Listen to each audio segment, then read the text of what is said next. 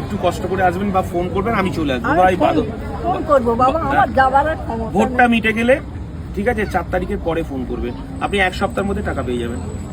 ঠিক আছে, যে মানে দেখে সে আমরা একসাথে পড়াশোনা করেছি কলেজে, মানে বিধবা ভাতা বার্ধক্য ভাতা যে দেখে আমরা একসাথে পড়াশোনা করেছি। হ্যাঁ, এরকম হাজার হাজার মানুষ পেয়ে গেছে। হ্যাঁ, ঘর নেই বলে এই লোকের দই রয়েছে, ঠ্যাংরা কাটছি, ঘর আছে, ঘর আমার হয় না। ওমা আমি আপনাকে বলছি আপনি ঘরও পাবেন।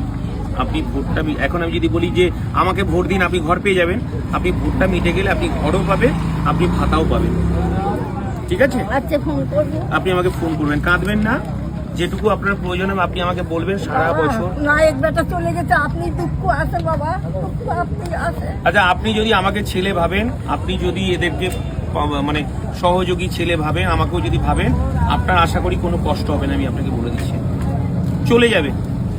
বুঝতে পেরেছেন? আসছি মা, আসছি। যারা যারা পাইনি এবার কিন্তু খাবে ভোট, অন্য কোনো কথা শুনতে হয় কিন্তু একটু